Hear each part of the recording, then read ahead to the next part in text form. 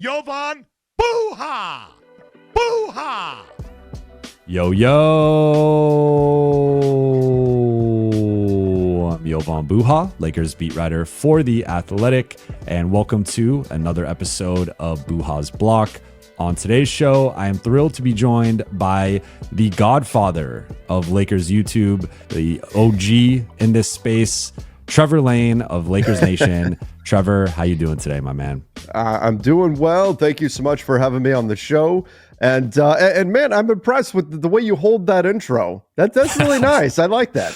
It's increasingly getting longer. At some point, I'm going to have to shorten it. But yeah, I feel like I'm almost becoming like a singer or something. But I wanted to talk to you about the Lakers getting back on track because it felt like coming off of that road trip, it was, I've been calling it a disastrous road trip. I think there's really no way around it. Going 0-4, LeBron goes down with the groin injury. It seems like he's going to be back by the end of this week or maybe early next week.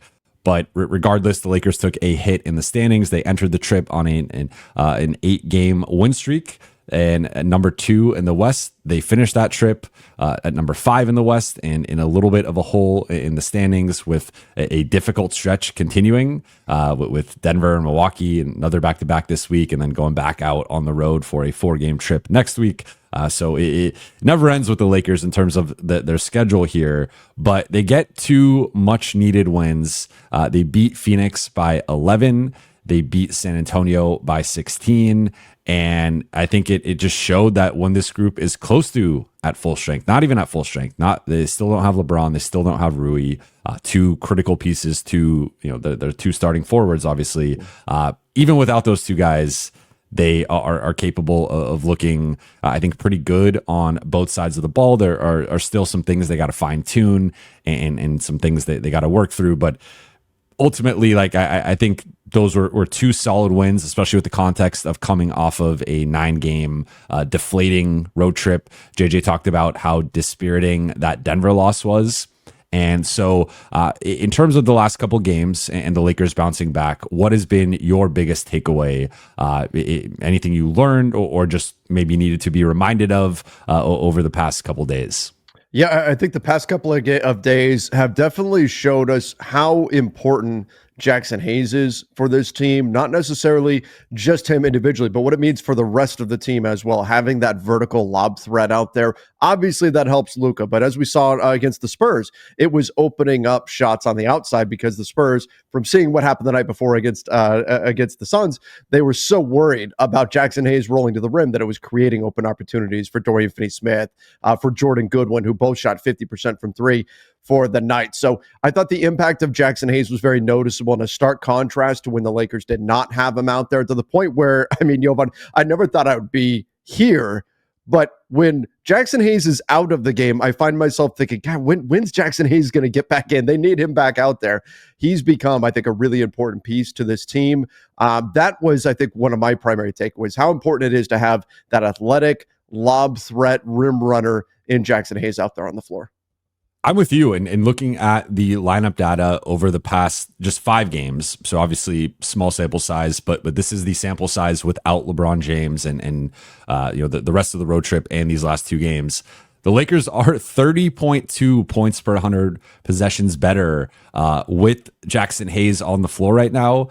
They have a plus 22.9 net rating with him on and a minus 7.3 net rating with him off. And obviously there's some noise with that because that was partly the Milwaukee loss and Brooklyn loss, Denver loss. He didn't play in any of those. But you see, like, what he's been on the floor, they have been absolutely dominant. And I thought you saw both sides of his skill set across this back-to-back here, where in the Phoenix game, it was him living at the rim with the lobs, the dump-off passes, and being that force. And if Phoenix was not going to rotate over, which they clearly did not want to do defensively, he was just going to, like, in terms of being like a lob threat, he leads the NBA in field goal percentage since becoming the Lakers starting center on January 30th. And I think you saw that in the Phoenix game and just how much Luka missed that and how it changed the dynamic of the offense. But then I think in the San Antonio game, you saw, especially early, San Antonio really sold out and was like, okay, we know this dude just had 19 last night, so we're going to load up and send that low man over and tag the roller and be physical, and really made it an emphasis to try to take Jaxson out. He only had 9 points. He only took 5 shots. But because of that and all the attention that Jaxson rolling and going toward the basket drew, that created all of the open threes that the Lakers got when he was out there. So that there was one play that I included in my story last night for The Athletic, where it was a simple play. Jaxson goes up to screen for Luka. I think it might have been a drag screen, like in semi-transition, and Luka comes off the screen, and as Jaxson starts to roll, Harrison Barnes is the low man, and he shifts over completely to take away Jaxson, and there's no one in the corner there. So Luka just fires a one-handed bullet to the corner to DFS, and he drains a corner 3 because Harrison Barnes can't rotate over. And that's like a bang-bang play that happens in less than 5 seconds, and that's just because of the attention that Jaxson Hayes is commanding right now. So I think that's the biggest thing to me, is like how important he is offensively. I think he's grown a lot defensively too, but like in the middle of the floor, he's just such a force for them. And it feels crazy to say about a guy who entered the season as a backup center, a vet minimum guy. I think that there were some conversations earlier about like Jaxson Hayes versus Christian Wood, and like he's blown that out of the water in terms of just his value for this group. And I think being a longer term piece potentially moving forward. Yeah, absolutely. You know, I look at this. A lot of people say, well, okay, Luka Doncic unlocked Jaxson Hayes. And yes, that's true. But what is also true is Jaxson Hayes unlocks Luka as well. And he allows him to really be that just pinpoint accurate passer and that killer when it comes to making a defense make a very difficult decision, like the scenario that you were talking about, where the defense collapses onto Hayes rolling. Luka is the guy that is going to recognize every time that mistake, and he is going to make you pay for it every time. He's going to put the ball in the right spot each and every time. He's going to make the right read, and Hayes gives him the ability to do that, whether that means actually throwing the lob to Jaxson or kicking it out to the three-point shooter, whoever's open in that situation.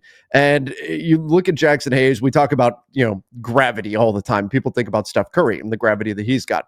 Hayes is providing gravity in a different way. It's a familiar way to Lakers fans who remember the way JaVale McGee and Dwight Howard provided that same kind of rolling lob threat. But now you've got a guy in Luka who may be the best lob passer in the NBA. I mean, there was one pass that he threw.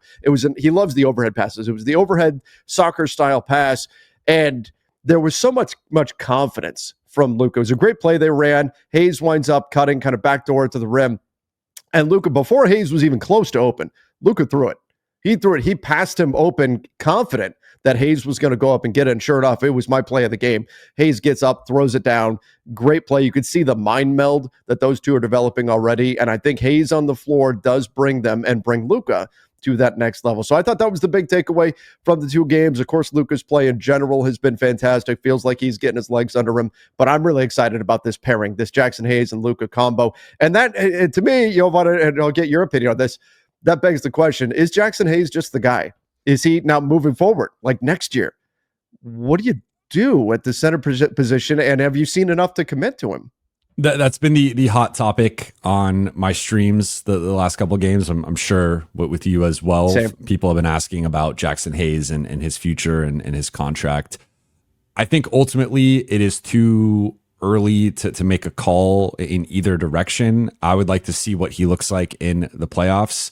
For example, if the Lakers play the Nuggets or the Oklahoma City Thunder in a series, I think Jaxson is going to be tested for 7 games against Jokic and Aaron Gordon and Michael Porter Jr. and that monster front line, or it's going to be Chet and Isaiah Hartenstein and that double big look. And I mean, I'm sure they could find creative ways to use him defensively, but I assume he's going to have to guard. If they're going with 2 7-footers, he probably has to guard at least one of them. So in that case, like, how is he wrestling with Isaiah Hartenstein in the paint or with Chet? Maybe that's a more natural fit because Chet's a little bit more perimeter oriented. Maybe they use him in that way, but now you're also drawing him away from the basket. That's a little bit less size and rim protection you have defensively in terms of, around the paint and the rim. So I think how he fares in the playoffs ultimately will determine my view on that, and I think for the Lakers to some extent, their view. But based on the information we have up to this point, I think he has passed every test. And I think there should be confidence in him potentially holding up in the playoffs. I still just point to, like, there are 82 game players and there are 16 game players, and we don't have the data on Jaxson to make a call yet if he is a 16 game player or not.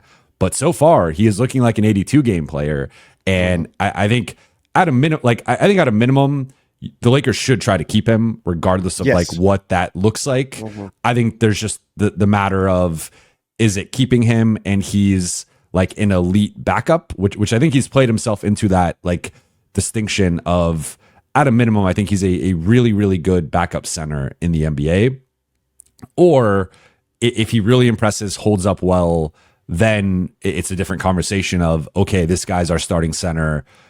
He's I think he's looking like he's going to be earning double-digit millions. Like, I think he's probably on the lower end of that. Right now, I would lean yes, but that's without the context of knowing how he fares in the playoffs. And like, if he gets played off the floor in the playoffs or is just kind of pedestrian, I think that kind of shifts my perspective to either, you know, like probably more just, okay, I think he's more of a backup then, and then they still have to go get that starter, or he's maybe like a placeholder, and maybe they really lean into like the small ball and they're, because I think they probably have one big trade this summer with their assets. So maybe you go out and get another wing to kind of upgrade the small ball look, and you know, you keep Jaxson as like the placeholder, and then you kind of figure that out. So I think it's trending toward yes, and I think they should try to keep him, whether it is as a starter or a bench guy.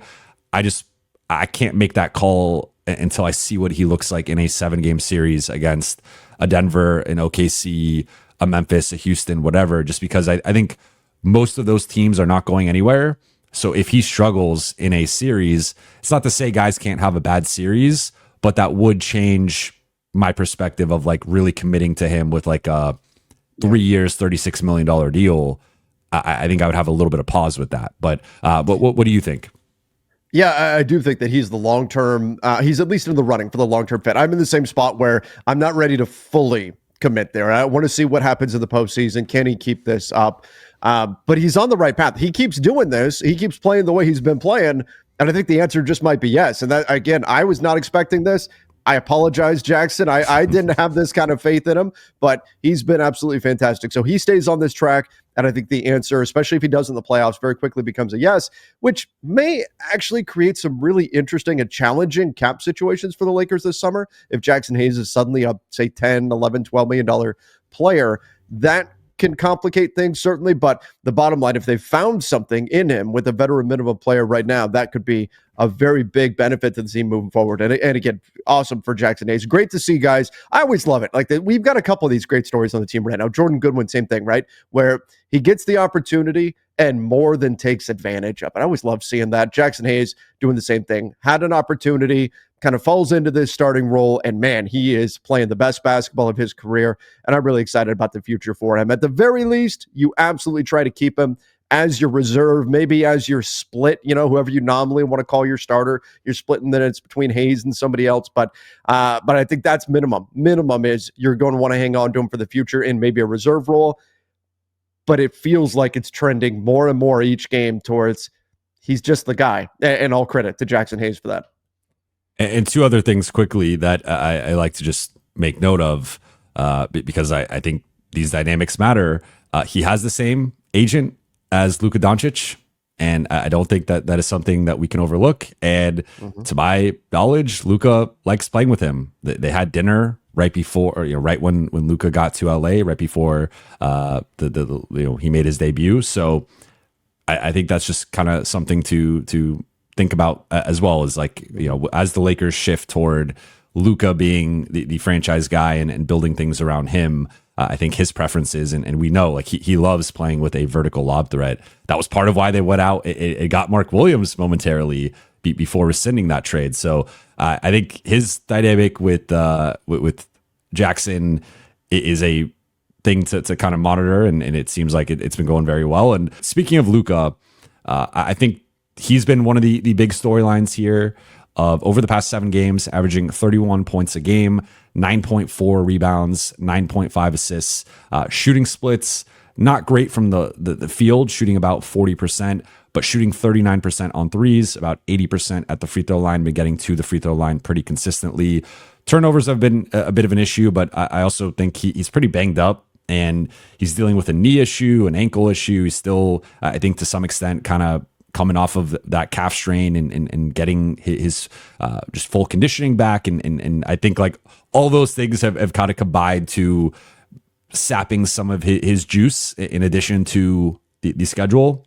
I think we're starting to see more of the offensive ceiling. Like if anything, the Lakers have maintained their level of defense for the most part. It's been the offensive end that has kind of been underwhelming relatively.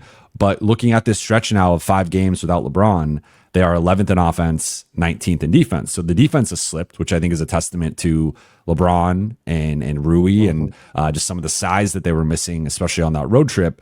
But I think the offense 11th for this group feels like their floor. I feel like they should be better, but you add in LeBron and Rui, that should get you back into the top 10.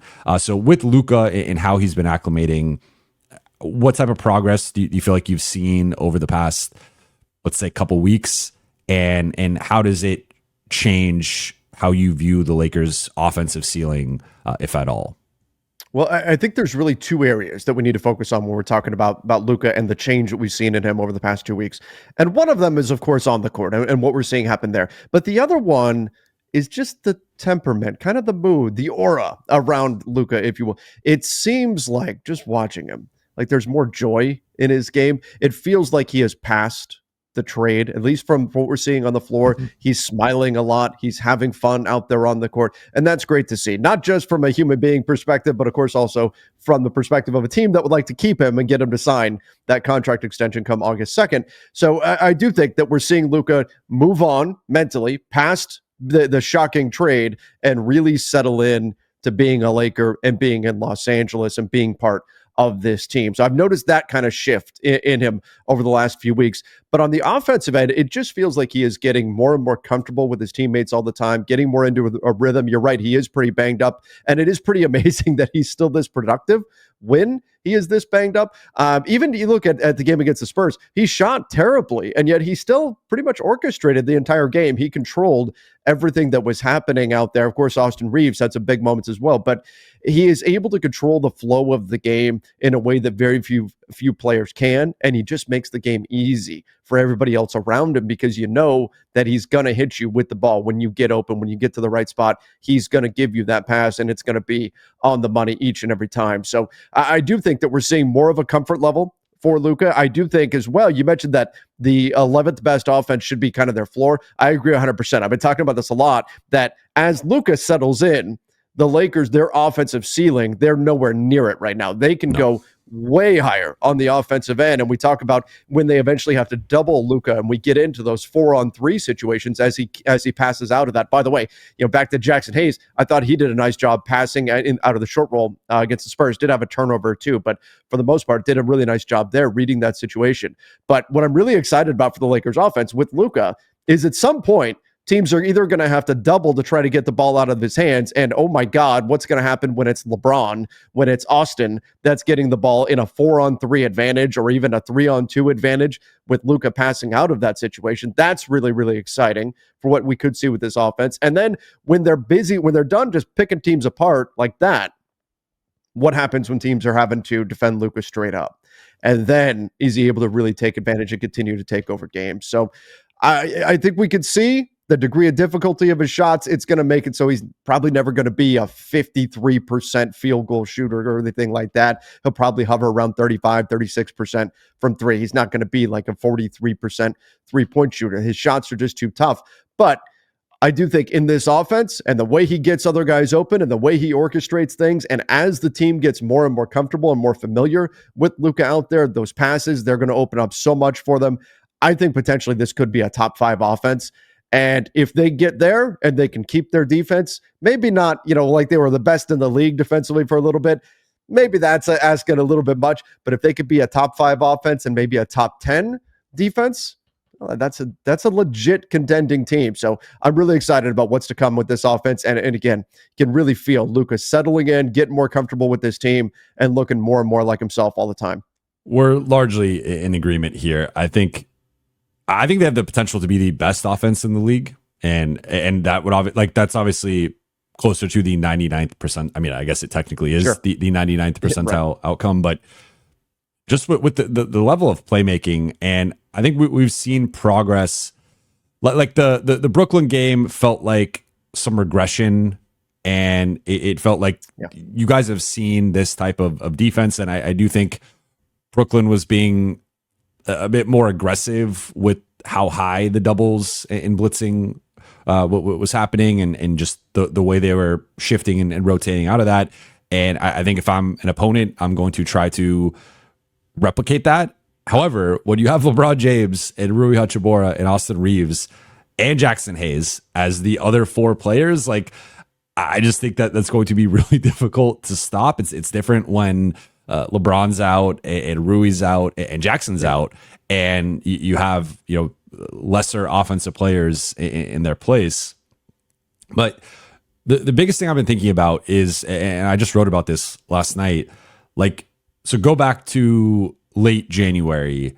JJ has that comment after that Clippers loss where they're talking about margins, and JJ mentions specifically, we don't have a player who always draws two to the ball. But 2 weeks later, they traded for Luka Doncic, who constantly brings two to the ball. And just the 4-on-3 reads, you're starting to see the progress with the group with that. I think you mentioned Jackson's passing. I think that's been like the sneakily underrated part of his game. I think it's been a process to kind of figure out the optimal way to play with Luka, because I think a lot of it is spacing the floor a certain way and just running high pick and roll or double drag. And there can be variations, there can be wrinkles that you run more complex stuff. And I know that's been a big thing is with the organized offense and whatnot, but a lot of times, the play I mentioned earlier in the show, it's just run a drag screen for Luka, get him downhill, and the defense just panics. And all of a sudden you have Dorian Finney-Smith, who's been a 40% three-point shooter for multiple seasons, wide open in the corner, draining an open three. So I think that element of teams really just being in this, because he's such a dynamic pull up and step back threat with his 3-point shot, team, and then you add in the generational passing, teams just don't really know how to guard him. And if you switch or you go under, that does leave you susceptible to him just picking you apart. So teams tend to double and blitz with that. But I think there's still things the Lakers can do better in terms of figuring that all out. I think really the biggest downside to me, aside from just dropping games and dropping in the standings, has been not having LeBron and Rui for this stretch, just in terms of on-court reps and experience. And I think that would make this team just more formidable come playoff time. But the final thing with this is just the 3-point shooting has gone to a different level. So the Lakers are second in the league in 3-point attempts per 100 possessions now, behind only Boston. And what's crazy is Boston's still almost 10 attempts higher than them over this stretch. But the Lakers are averaging almost 43 attempts per 100 possessions since Luka arrived. And you've seen a direct correlation where prior to that stretch, before Luka's arrival, they were 26th. So they've gone from 26th, they bottom 5 3-point shooting team in terms of volume, to number 2 in the NBA behind only Boston. So that is they've completely remade the offense, the way that the offense functions. And they haven't shot the ball well, but when they do, they're basically impossible to guard. And I think if you start to see that more consistently, that's how this group gets to that top 5. Yeah, that's a fantastic point. And yes, the 3-point volume has gone through the roof. And this is what gets me really excited is, think about it. They're generating this many open looks right now.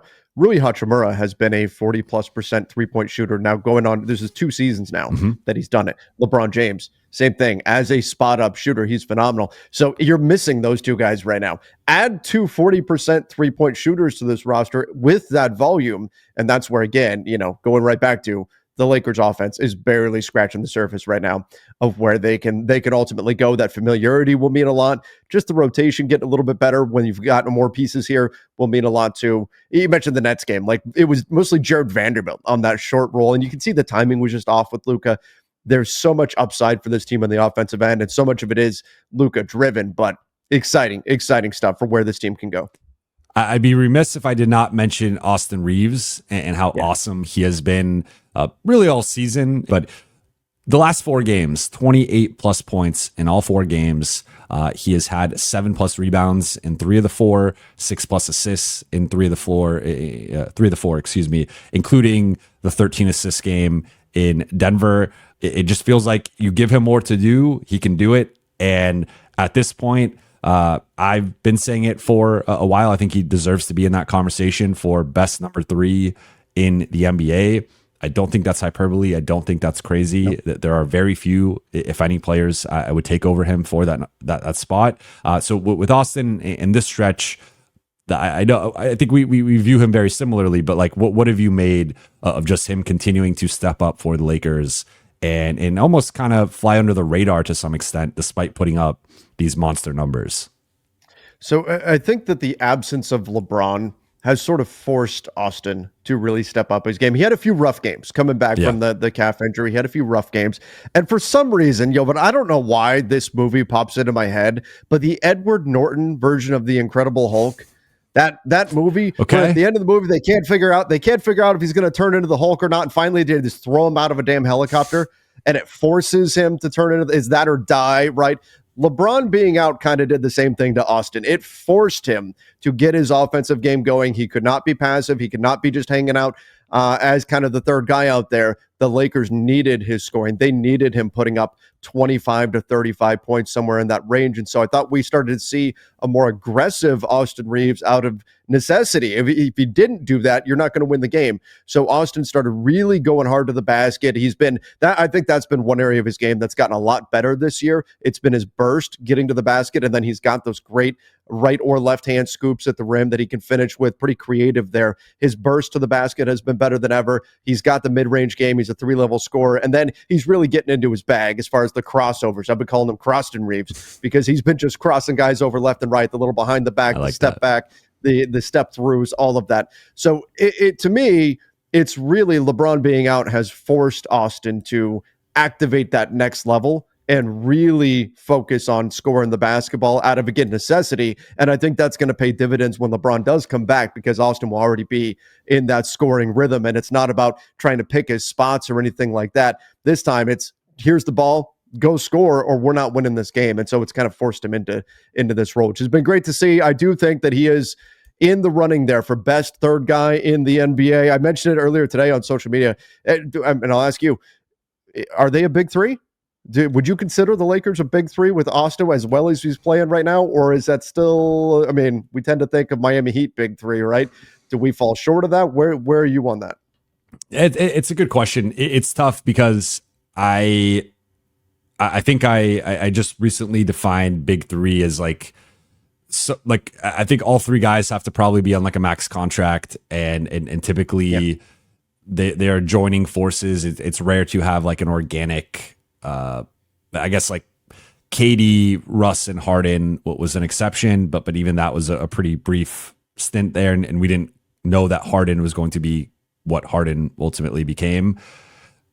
I think that they're getting there. Again, it just depends on like how loosely you want to use the term. I think like the 2, and I know there had been previous big 3, so I'm not saying like these 2 examples created it, but like the more modern kind of like resurgence of the big 3 like usage was Boston with Pierce, KG, and Allen, who are 3 like future first ballot Hall of Famers and guys who had all been All-Stars, and then the Miami Heat with also 3 guys who had been multi-time All-Stars. And I think at the time they joined up 2 of the 3 best players in the league, and then all future first ballot Hall of Famers. So it's a pretty high bar, in my opinion, to kind of like throw that label around. However, I think it has been watered down a bit. And if we're going to call the Phoenix Suns a big three with Bradley Beal, the Lakers certainly are a big three. So I guess it if you want to call it that's fine with me. Like, again, I think with Austin being in that top number 3 conversation, like, I think you can make that case. I would like to maybe see them like win a championship or go on a deep playoff run to kind of just further cement their status as a trio. Obviously, LeBron and Luka don't need any further cementing, but like, I think Austin's been good in the playoffs, so it's not even like he needs to like prove it. I just think I'd like to like see them a little bit more together to kind of call them that. But I guess you can make the case, like, but by today's standards or like for this season, sure, you could call them a big three. But I guess for me, I've tried to. I think we've kind of lost our way with just like throwing that label out, and it's more historically been like 3 multi-time all-star like max players kind of coming together, and I think Austin is on his way to being an all-star and being a max player, but not there yet. But again, he's on that trajectory, I feel like, right now. Yeah, it's like right now under the new CBA, it's so key that if you're going to have a big 3, that you don't really have a big 3 in terms of one of those guys needs to be paid less, and that's what they've got right now in Austin. How much longer that's going to last, we'll see. But he has been playing fantastic basketball. It's been great to see, and you're right, he is a big time performer in the playoffs. So hopefully that's something that can continue here, and even once LeBron comes back, Austin can continue this offensive aggression that we've seen from him lately.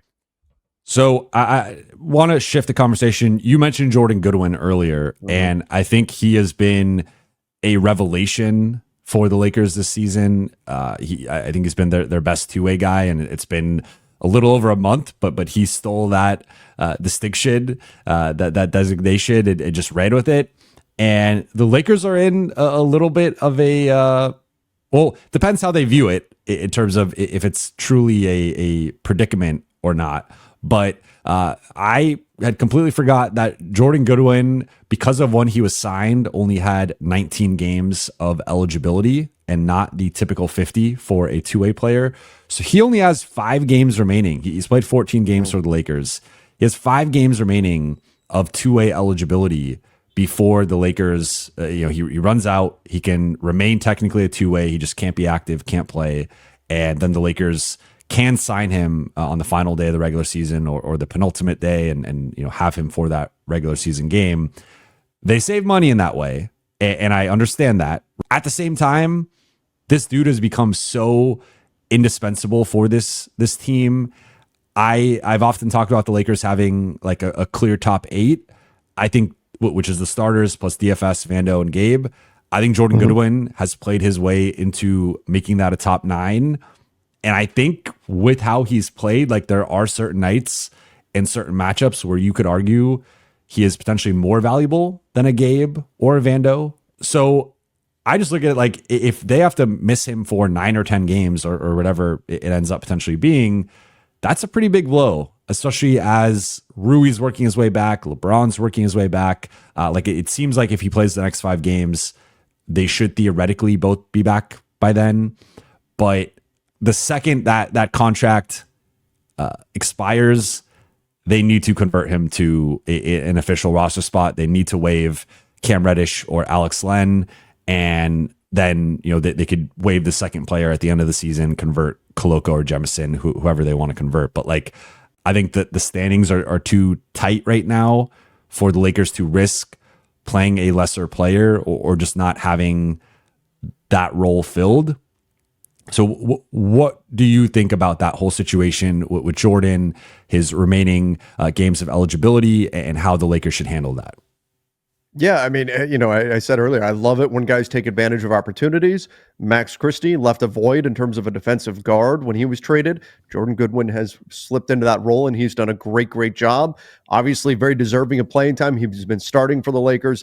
I don't see any way they don't convert him. Not look, if it's one thing if he's like your 10th or 11th guy and is it occasionally showing something off the bench. No, this dude's starting right now. Like, think about it. The Lakers were on a 4-game losing streak, and they stuck in a must-win against the Suns. They stuck with Jordan Goodwin on a 2-way contract in their starting lineup. That tells you the kind of faith that the coaching staff has in this player. So I think I agree with you. I think as soon as that 5 games is up and you let the 5 games expire, let that go all the way through, play all 5, because you never know, right? We're at the point of the year, Jovan, where a sprained ankle could be a season ender, right? Like that's how close we are to the end of the season. So you want to make sure that what doesn't happen is people say, oh, he deserves it, give it to him right now. Okay, you give it to him right now, you waive somebody to make it happen. You can only waive that guy once.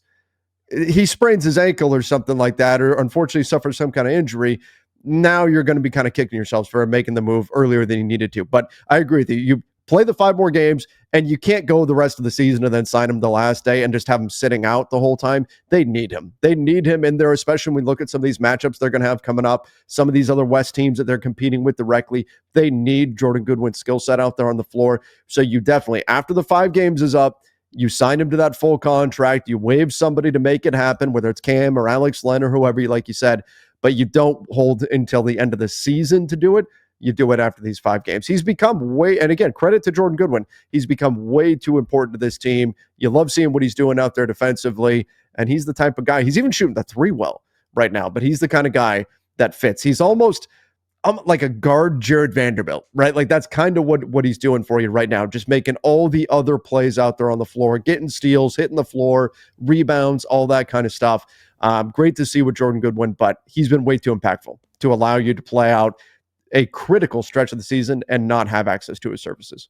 Since returning from his ankle sprain, he's shooting 55% on threes, which I don't think is sustainable, but it's at least a sign of encouragement for a guy who really the one knock on him has been the 3-point shooting. And at this point, teams just don't like guards who can't shoot. And he's been a 31% career 3-point shooter. So that's been sort of holding him back and causing him to bounce around, but we're starting to see the shot develop a bit. And if he could just be around league average, get that into the mid 30s, I think he is clearly not only a NBA player, but a rotation player, because the other thing with him that I've really liked has been the short roll playmaking from him, because oftentimes because of the shooting, teams will put their weakest defender on Goodwin, and then that allows Luka to either mismatch hunt if they're going to switch that, or it creates the chain reaction of the double, the blitz, and then all of a sudden you have Goodwin slipping, rolling, and that creates the 4-on-3 opportunity. And he, the guy I've compared him to has been Bruce Brown, and I see some Bruce Brown in his game in terms of like him almost being this like small big man, 6'4", 6'5" big man at the guard spot, and the ability to get downhill, put pressure on the rim, also, swing the ball, drive and kick. I just think that's been a critical part of the Lakers offense when he's been out there. And then you mentioned it, all the little things of he's constantly diving and crashing for offensive rebounds. He is tipping balls out. He's at least like, and there's no way to like quantify this or track it necessarily, but like, I feel like he's constantly putting that pressure on the defense where it'll delay them by like a second or two, as like maybe he tips the ball and then they have to go recover it in like the corner and like save it from going out of bounds or something. Like he's just constantly in there doing these little things that are winning plays. The final thing before we get out of here, Lakers have a set of rematches this week. They got the Denver Milwaukee back-to-back again. This time it's the inverse, Denver first and Milwaukee second. Denver is coming off of beating Golden State at Golden State without Jokic and Murray. With those two matchups in the rematches, Lakers are closer to full strength, especially compared to the Denver matchup. JJ yesterday briefly spoke about those two matchups. He said with Denver, there are some things he liked that they did. There's some things that he didn't like that they did, and that his biggest key is going to be transition defense. And he felt like Denver got out in transition too much. And then with the Milwaukee game, it's as simple as just protect the paint better. With those two games, like what are you looking for? What are you hoping to see with playing both of them for a second time within a week? And are you looking at like maybe a split there, LA going 2-0? Like what do you think is realistic with LeBron and Rui still out? I mean, obviously going 2-0 would be wonderful, and I wish it was easy as just say, oh yeah, we'll just take 2-0, all good. But I looked at this 6-game in 8-night stretch, thinking, if they went 3-3, if they could split, go 500, I'd be happy with that. So that means you got to take one of these two, and essentially that means looking at it from the outside, it was quickly. That's the other part of this that I should have Yeah. mentioned. Like they just played 4 games in 5 nights. It's about to be 6 games in 8 nights. So like from a fatigue factor, that is a big part here with both games. Yeah, and this is why I think if you're going to rest anybody, if there's any like, hey, it's a back-to-back, we're not going to play Luka both legs or anything, not that we have any indication that's going to be the case, but if that's a thought in their mind at all, you go all in on the Denver game. Denver, because it's a double whammy. And not only are you, if you beat them, are you putting a win on your record, but you're putting a loss on theirs, which matters with a direct playoff competitor. So you go all in on the Denver game. If you need to sit guys, you do it the second night of the back-to-back against Milwaukee. Would have been really interesting if it was the way the schedule used to be before the Spurs game got added in, when it was Milwaukee on the other side of the Denver matchup, and it was Denver as the second night of the back-to-back again, but it got flipped when they added that Spurs game into the middle of the week here. But I do think for both of these matchups, unfortunately, they're hitting the Lakers. These are two very big physical teams, and they're hitting the Lakers at a time when you're missing 2 of your guys that allow you to be not such a big physical team and get away with it. And that's LeBron James and Rui Hachimura. They both provide that size for you. They're part of the army of wings that JJ Redick can deploy. And that's helped to mitigate any size concerns that we would have had with just Jaxson Hayes at the center position. So not having LeBron and not having Rui specifically for these matchups, and when we talk about trying to wall off Giannis, you need those big bodies in there that LeBron and Rui can provide.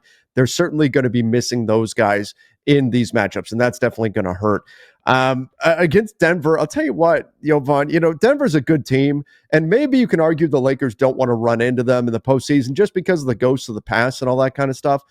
But even though they beat the Warriors the other night, they're not as scary, I think, as they used to be. The Denver Nuggets are. So I think the Lakers actually do okay again, especially with Luka on the roster now. The Nuggets are so poor defensively, and the Lakers offense, again, we both agree they have this high ceiling. I think they can really do a lot of damage against this Denver defense. JJ Redick is absolutely right to recognize the Nuggets, their fast break ability. They've been good at that all season long, and they really capitalized. That was how they got going against the Lakers last time around, was Lakers misses were very quickly turning into excellent offensive opportunities for the Nuggets as they were getting out and running. So cutting that down will be critical, but I do think this Lakers team can get this against Denver. I know we've got the history and everything of this matchup, but I think the Lakers go all in on the Denver game, do everything you can to win that one, get that, and then we'll kind of see where we're at on the Milwaukee game. There's a point where you're going to have to start thinking, you know what, we got to make sure guys are healthy come playoff time, as much as we're standings watching and all that. But a win over Denver, I think, would give you a little bit of breathing room to where maybe you can take your foot off the gas a little bit against Milwaukee. But it will be interesting to see how the Lakers play it. But I think the Lakers should be heading into this Denver matchup with a lot of confidence. And let me finish by saying this. Can we put to bed the idea that there's nothing behind teams gearing up to play the Lakers? My God, the Denver Nuggets rest Jokic. They rest Murray against the Warriors, another West team, just to have them all fresh against the Lakers. We see it happen all the time. And this is, just another example of it. They're gearing up for Jordan Goodwin. That's it. That's what this is. Denver's game 7. Yeah. I mean, to your point, like, feels like the bully got punched in the mouth, and you realize the bully wasn't as tough as you thought they were, and that's what that game with Luka back in February felt like. It was like, okay, they finally punched the bully back, and the bully can bleed, and you could actually kick the bully's ass. So that's what that felt like. I would say I'm interested to see how they defend Jokic with Hayes back.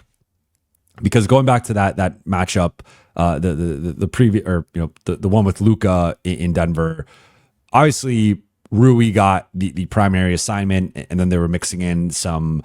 Vando picked up the 3 fouls in 6 minutes, but some DFS, some LeBron, some Vando, and I thought Vando did a really good job against him in this last matchup. So do you consider? I doubt they start Vando, but maybe bringing him in a little bit earlier. It doesn't seem like Hayes is someone they really want to put on Jokic. So I would assume DFS probably gets the primary Jokic assignment. Then you have Hayes on Gordon, and then you're doubling and rotating and scrambling out of that. But just not having, I think, your two best Jokic defenders on paper in Rui and LeBron is going to compromise you a little bit. I also think you will probably see a more motivated Denver coming off of nearly blowing that game, and just with we're winding down here with the standings. It's going to be a really big game for them, and obviously they rested their two best players for this game. And then the Milwaukee game, that one's tough because I just don't know what you do with Giannis, and I would assume, again, if they stick with the same starting lineup, that DFS probably gets the Giannis assignment. But I think that's another game where you miss LeBron and Rui defensively, and what they could do. Probably more Rui on the ball, LeBron as a helper, but LeBron is really good, I think, in those situations of helping and swiping down on guys and just being that kind of chase down looming threat. And the Lakers not having that, I could see it being kind of similar to the Zion New Orleans game where Giannis just has another big night. Now, granted, the Lakers won that game by 20, so I think they would take that. Giannis could score 40, they win by 20. But I think the Milwaukee game, especially sixth game in 8 nights, that's almost like a schedule loss in a way. Like if they lose it, if they win, it's great. If not, but I'm with you. I think the Denver one is the one that, like, front end of the back-to-back, this is a team you need to beat for the standings, for your mental sake. And I think that they're going to be ready for that one. Yeah, I agree 100%. And that's a good call on, Hayes will be off ball on Jokic. Unfortunately, you miss, Rui's 230 pounds. You miss him in there against Jokic defending. But Finney-Smith, and then you let Hayes be something of a roamer where you allow his quick feet to cover ground. It's one of the advantages he has over some of the big lumbering physical presences in the NBA. So it'll be interesting to see. I'm expecting a lot of fronting to try to stop that entry pass from getting into Jokic. And I think a lot of it's going to come down to the mental side. Jovan, it's funny. When you look at the NBA, so many people look at matchups and just go, oh, well, clearly this team's going to win. You've got the Lakers without everybody nearly beat Denver in Denver. Then the Nuggets then go their next game and lose to the Washington Wizards. Then they bench their stars and they beat the Warriors, who were red hot at that. You just never know. You never know. Well, I think that might say more about Denver, honestly, than anything, and like where they're at mentally and from a focus perspective. But we'll see. They should be up for this game Wednesday. If I was covering the Nuggets or a Nuggets fan or whatever, like if they get blown out by the Lakers on Wednesday, like that would be a pretty alarming loss from the Denver side, in my opinion. For sure. That would take a lot of wind out of their sails after the win over the Warriors. And I'll tell you what, I hope it happens. I hope it happens. Well, Trevor, thank you so much for your time. I appreciate you. Officially a 3-time guest now. And I know we had been talking a little bit ago about me coming on your show. So I will we'll have to make that happen here at some point in the next 2-3 weeks before the playoffs. Or I guess we got a little under a month here, but we'll make that happen. But for the 1% of people on here who are not following or listening to you, where can they find you? Sure. Yeah. You can find the LakersNation.com YouTube channel, youtube.com/LakersNation. You can also follow the Front Office Show that I co-host with Keith Smith, as well as the Basketball Bulletin, where I cover the entire NBA. So guys, come check that out. And of course, the LakersNation.com podcast on Apple Podcasts, Spotify, wherever you listen to podcasts. Check all of that out. Trevor is the man. I appreciate you taking the time today. And I appreciate you all for watching and listening. For those watching on YouTube, please be sure to hit that subscribe button, turn on channel notifications, and like and comment on this video. For those listening on Apple Podcasts, Spotify, or your podcast platform of choice, please be sure to follow, download, and leave a 5-star review. I'll be back Wednesday night after Lakers Nuggets to go live to break it all down. I will talk to you then.